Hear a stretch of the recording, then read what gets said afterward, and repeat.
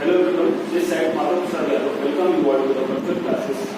Today we are going to discuss about the committees, International Olympic Committee and Indian Olympic Committee. इस video में हम लोग unit 2 Olympic values and education के international Olympic committee और Indian Olympic committee के बारे में जानेंगे कि ये क्या है, इनका क्या रोल था। इससे पहले वीडियो में हम लोगों ने Olympic, ancient Olympic, modern Olympic, para Olympic, special Olympic को कवर किया। ओलंपिक वैल्यू और ऑब्जेक्टिव जो थे वो हमने मॉडर्न ओलंपिक में कंप्लीट किए हैं, ओलंपिक सिंबल्स को और आइडिया को। इस वीडियो में हम लोग कवर करेंगे इंटरनेशनल ओलंपिक कमेटी के बारे में और Indian Olympic. The first one, international Olympic committee. The international Olympic committee IOC is governing body of the modern Olympic Games. It is committed to support and promote the participation in games throughout the world. The International Olympic Committee has the headquarters in the Switzerland, Lausanne. It was created by the Parent D. Coubertin on 23 June 1984.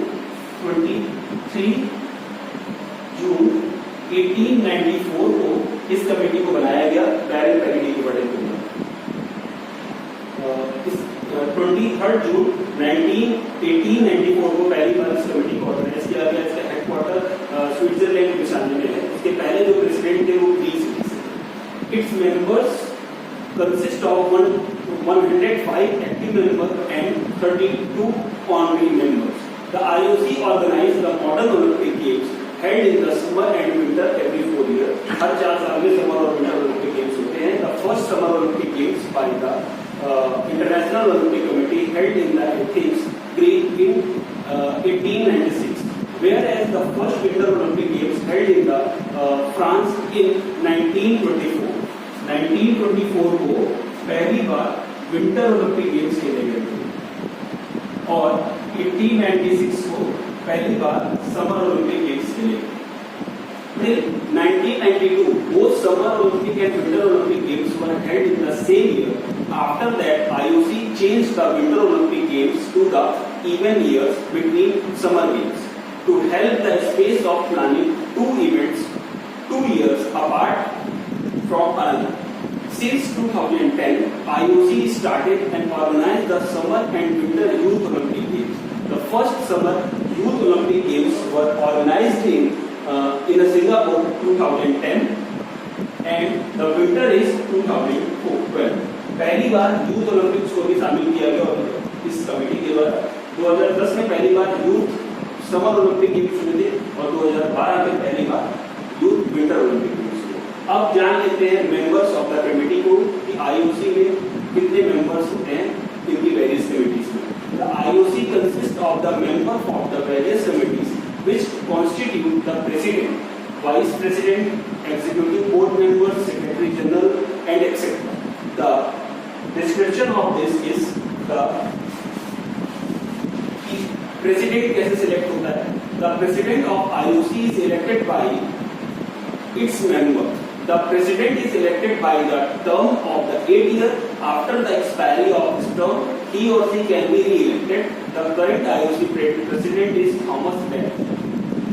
President, vice president, executive board members कैसे select होते हैं? तो पहला president के बारे में जान लेते हैं। president को वही 105 members और 32 honorary members कैसे? president का जो कार्य होता है वो 8 years का होता है। इसके बाद वो दोबारा re-elect होता है। Number 2, vice president. In IOC, 4 vice presidents are elected by the officials, are elected by the members of the committee. उसी कमेटी के मेंबर 4 वाइस प्रेसिडेंट को इलेक्ट करती है। इनका जो कार्य था वो 4 इयर्स का होता है। They can be reappointed after the if the member of the committee is desires to. अगर कमेटी चाहे तो वो दोबारा अपॉइंट कर सकते हैं। The third one is executive board. The IOC executive board consists of the 1 president, 4 vice president, and 10 another members. All the members of IOC are elected by the IOC council itself, and the members of the IOC of the various countries. जो committee के executive board है वही मिलकर एक president चुनता है, 4 vice president है, another member चुनता है और यही मेंबर 105 जो मेंबर्स थे और वाइस ऑनरी मेंबर थे इनके वेरियस कंट्री द्वारा सिलेक्ट किया जाता है। तो इस तरीके से हम लोगों ने जाना कि president, vice president, executive board members तो कैसे सिलेक्ट होते हैं। अब हम लोग जानेंगे main functions of IOC.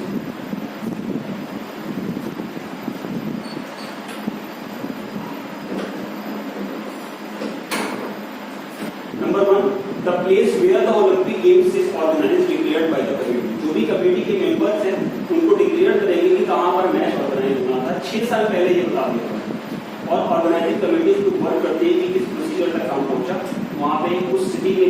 For conducting the competition of the general program of the officials or fundamental rules and regulations are set up by this committee.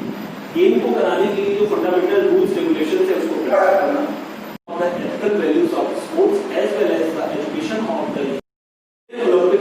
Next is Indian Olympic Association. Indian Olympic Association was established in 1927. Sir Dorabji Jamshedji Tata and Dr. Noor ne become the first founder of the President and Secretary General, respectively, of Indian Olympic Association. IOA is affiliated to IOC. Sir Dorabji Jamshedji Tata also was elected the first IOC member in India in 1928. Sir Dorabji Jamshedji Tata resigned for the post of the President of India. After that, Maharaja Bhupendra Singh became the President of IOA. In our Olympic Games 1928, which were held in the MS Trump, the Indian hockey team was sent in the Olympics. The Indian hockey teams won the gold medal and participated the first time in Olympic Games and won the gold medal. 1927 में पहली बार IOA गठित हुआ, जिसके पहले president sir Dorabji Jamshedji Tata थे और vice secretary general में doctor noir थे। इनके कई प्रयासों के थ्रू पहली बार भारत 1927 में अपने एसोसिएशन को बना और 1928 में IOA का मेंबर भी बन गया। इससे पहले इंडिया पार्टिसिपेट करता था वो ओलंपिक गेम्स में तो ब्रिटिशर्स के थ्रू या विदाउट अपने फ्लैग या अपने एसोसिएशन के अंडर। 1928 में सर दोराबजी जमशेदजी टाटा जी ने रेजिग्नेशन दे दिया, अपने स्वास्थ्य खराब होने के कारण उन्होंने इस एसोसिएशन को छोड़ दिया। तो फिर महाराजा भूपेंद्र सिंह को इसका प्रेसिडेंट बनाया। उनकी अगुवाई में 1928 में पहली बार हॉकी की टीम पार्टिसिपेट करने गई एमएस ओलंपिक 1928 और वहां से गोल्ड मिली। तो इस तरीके से भारत के इतिहास में 1928 का ओलंपिक सबसे अच्छा माना गया क्योंकि उसने पहली बार पार्टिसिपेट करने के बाद में गोल्ड मिली। द काउंसिल्स ऑफ कंसिस्ट, अब हम लोग काउंसिल की बात कर लेते हैं। The council of consist the member like a president, vice president. Bharat में जो प्रेसिडेंट होता है, एक प्रेसिडेंट होता है, 9 वाइस प्रेसिडेंट हैं, 6 ज्वाइंट सेक्रेटरी हैं, 1 जनरल सेक्रेटरी है, 1 ऑनरी ट्रेजरर है, 7 रिप्रेजेंटेटिव हैं स्पोर्ट्स स्टेट ओलंपिक्स एसोसिएशन के एंड 12 रिप्रेजेंटेटिव हैं national sports federation and association. तो इंडियन ओलंपिक एसोसिएशन में एक president, 9 vice president, 6 secretary general, 6 secretary, 6 joint secretary, 1 secretary general, 1 treasurer, 7 representative of the state of Olympic Association and 12 representative of National Sports Federation of Association. अब हम लोग बात करते हैं main functions of Indian Olympic association कि Indian Olympic association के functions क्या हैं। इनको ऑब्जेक्टिव्स बोल सकते हैं कि objectives of Indian Olympic association. Number 1, develop the promotion of the Olympic movement. Olympic movement को डेवलप करना और उसको प्रमोट करना। Number 2, enforcement of the all rules and regulation by the International Olympic Committee and Indian Olympic Association. जो भी ruling है IOC की उसको फॉलो करना, उसको गेम में इम्प्लीमेंटेशन करना। थर्ड वन है to be the official organisation to complete form the responsible for all the matters related the Olympic event. जो भी ओलंपिक ऑर्गेनाइजेशन के थ्रू कंप्लीट किया गया है या जो भी उसकी रिस्पॉन्सिबिलिटी है उसके मैटर से रिलेटेड ओलंपिक इवेंट को कराते हैं।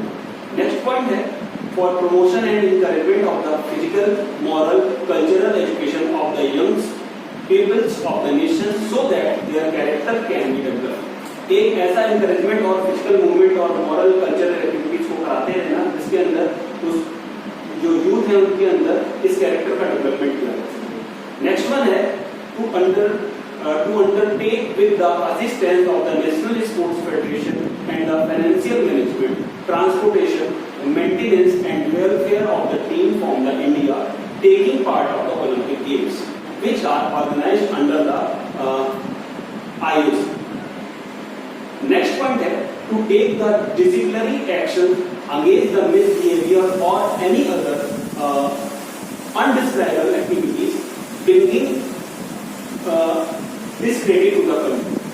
Next point, to cooperation with the National Sports Federation or Association to organize and control the selection, training, coaching and the teams for the teams that present India. और last point है to enforce and define the exclusive right to the association to use the Olympic flag and Olympic sign. तो इस तरीके के objective से जो Indian Olympic association के द्वारा बताए गए हैं, तो इस तरीके से हम लोगों ने चैप्टर नंबर 2 में इंडियन ओलंपिक एसोसिएशन के बारे में जाना, उनके ऑब्जेक्टिव्स को जाना। इससे पहले इंटरनेशनल ओलंपिक कमेटी और उसके मेन वर्क को, उनके मेन ऑब्जेक्टिव्स को। तो चैप्टर नंबर 2 में हम लोगों ने सभी पॉइंट्स को कंप्लीट कर लिया कि ओलंपिक वैल्यूज क्या थी, Olympic, ancient Olympic, modern Olympic, para Olympic और स्पेशल ओलंपिक के बारे में जाना, ओलंपिक आइडियल्स, वैल्यूज और ऑब्जेक्टिव्स को भी जाना, इंटरनेशनल ओलंपिक कमेटी और इंडियन ओलंपिक एसोसिएशन के भी बारे में जाना। तो चैप्टर नंबर 2 को हम लोगों ने कंप्लीट कर लिया है। इसको आप अपनी बुक से भी रीड कर सकते हैं, समझ सकते हैं।